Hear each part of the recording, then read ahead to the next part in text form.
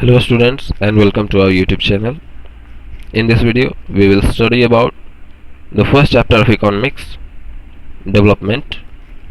First of all we will see the highlights of the chapter. First of all we will see the meaning of the development. After that the second topic is different people, different goals. It means different persons can have different notions of goals. The third one is income and other goals.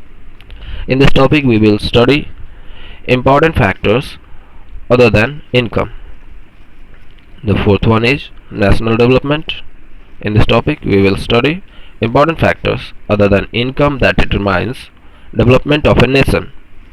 The fifth one is per capita income or average income. The sixth one is developmental report of World Bank and UNDP. And the last one is sustainability of development. Now let's get started with the first topic, meaning of the development. We can simply define development with this definition. Development refers to increase in per capita income of the nation and decrease in inequalities, poverty, illiteracy and diseases. In other words, it refers to economic development and rise in standard of living of people of particular country. The second topic is different people, different goals. It means different persons can have different notions of goals. First of all, we will take some examples. What may be developmental goals of different categories of persons? Or landless rural laborers. What may be developmental goals of landless rural laborers? Developmental goals or aspirations of landless rural laborers may be more days of work and better wages. Local school is able to provide quality education for their children. There is no social discrimination and they too can become leaders in the village. If we take an example of prosperous farmers from Punjab,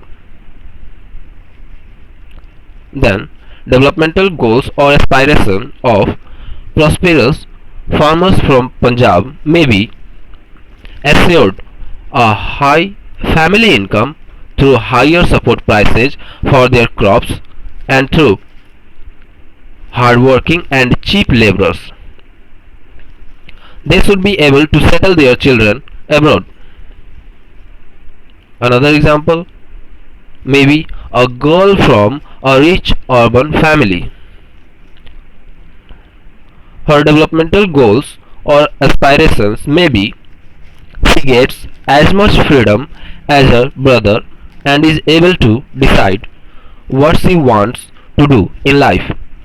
She is able to pursue her studies abroad. Now we see different persons can have different developmental goals. What may be development for one may not be development for the other. It may even be destructive for the other. For example, a dam may be developmental goal for an industrialist, but the same dam can create havoc with the life of people who need to be evacuated in the catchment area. Now think of some other examples. What may be developmental goals of farmers who depend only on rain for growing crops? Second, a rural woman from a land owning family. Third, urban unemployed youth. Fourth, a boy from a rich urban family. And fifth, an Adivasi from Narmada valleys. Now we will study third topic, that is income and other goals. Here the question arises, what may be factors other than income that a man or a person needs. Money or material things that one can buy with it is a factor on which our life depends, but the quality of our life also depends on non-material things.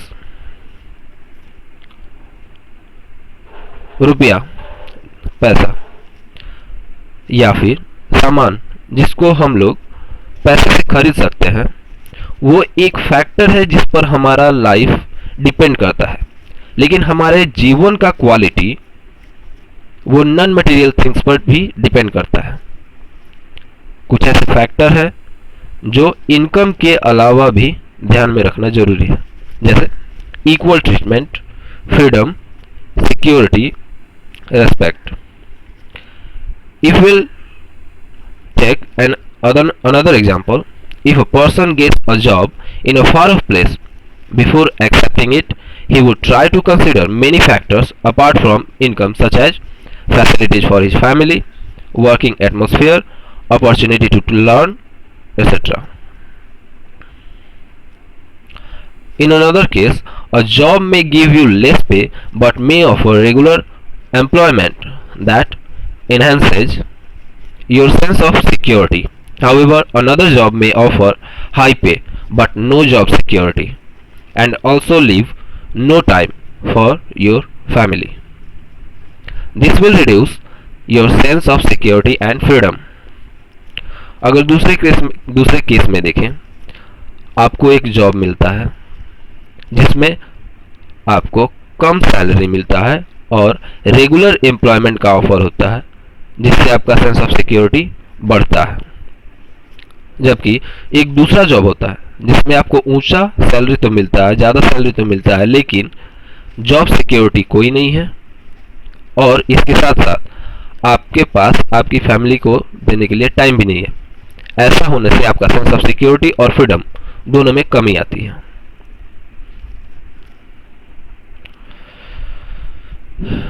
Money in your pocket cannot buy a pollution-free environment. Here, pollution-free environment is also a factor other than income that is necessary. Now, let's go with the fourth topic, that is national development. There are some factors that determine development of a nation. The first factor is per capita income.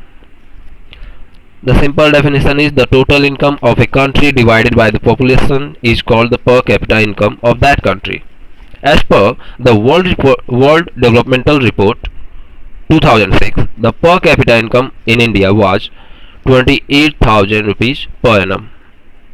Gross National Product, GNP, now it is GNI, Gross National Income.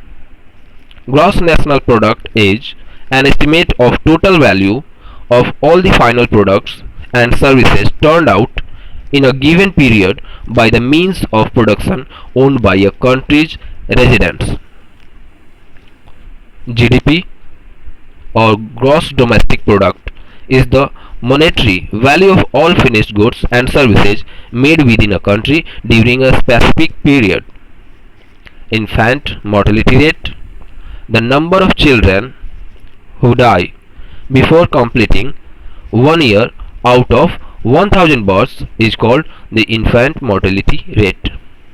The lesser figure is a better indicator of development. As per 2011 census, the child mortality rate in India is 30.15. शिशु मृत्यु दर, एक साल के अंदर 1000 बच्चों में, जन्म लेने वाले 1000 बच्चों में से जितने बच्चों की संख्या की मृत्यु हो जाती है, उसी रेट को इन्फेंट मोर्टेलिटी रेट कहते हैं. The lesser figure is a better indicator of development. As per 2011 census, the child mortality rate is in India is 30.15. यानी कि इन्फेंट मोर्टेलिटी रेट का फिगर जितना कम रहता है, वो एक बेटर इंडिकेटर होता है डेवलपमेंट का. 2011 के सेंसस के according child mortality rate Bharat में 30.153. Male to female ratio. Number of female per thousand male is called sex ratio. As per 2011 census, the sex ratio in India is 940 per thousand male. Life expectancy. The maximum age up to which an adult lives is called the life expectancy rate. This also shows the overall quality of life in a country. As per 2011 census, the life expectancy in India for males is 67 years and for females it is 72 years. Literacy rate. The percentage of literate people is another important factor or indicator of development. Education is a big leveler as it opens newer opportunities for the educated persons. As per 2011 census, the literacy rate in India is 74%. Infrastructure. It is another factor that determines the development of a nation. Roads, railways, airports, ports, and power generation are the lifelines of a nation's economy. A better infrastructure ensures a better economic activity, leading to overall prosperity. Now we will study the fifth topic, that is per capita income.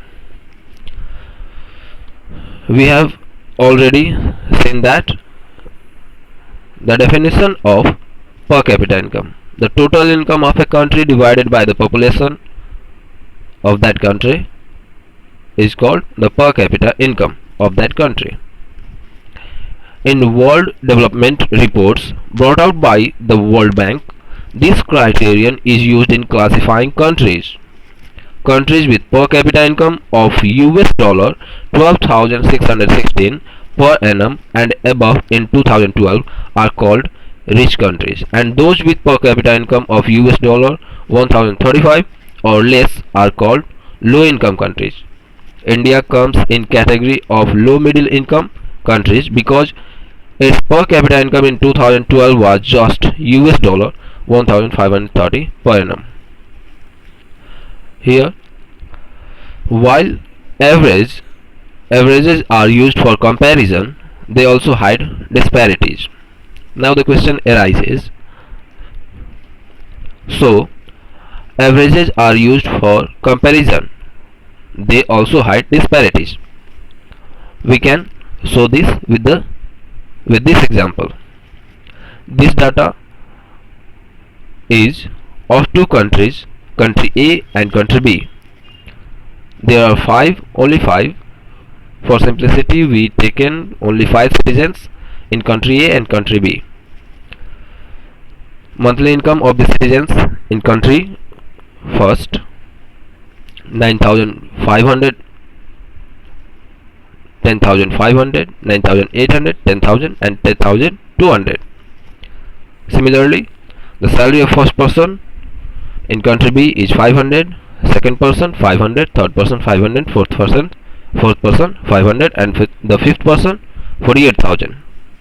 In the given table, we can calculate the average income of both the countries with this formula: total income of the country by the total population. We will see that the average income of both the countries is same. While average income is useful for comparison, it doesn't tell us how this income is distributed among its people. The average income is same in both the countries, but it doesn't show the distribution of the salary in both the countries.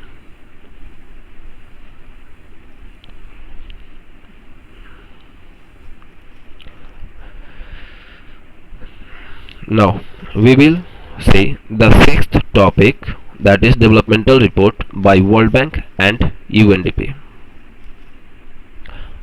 UNDP, United Nations Development Programme, compares countries on the basis of educational level of people, their health status and per capita income per annum, while the criterion used by World Bank is merely that of per capita income or average income for measuring development.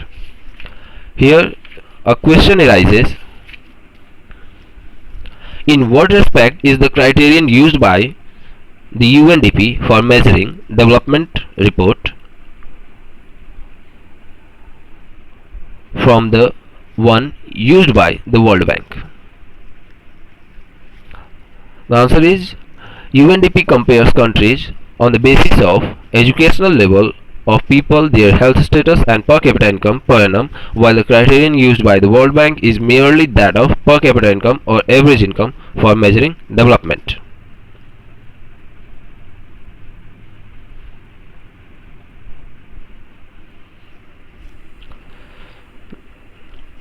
This statement shows the difference between the criterion used by the UNDP for measuring development from one used by the World Bank.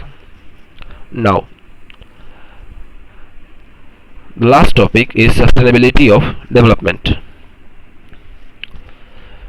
We will simply define sustainability of the development with this statement or with this definition: development which takes place without damaging the environment and compromising with the needs of future is called sustainability of development.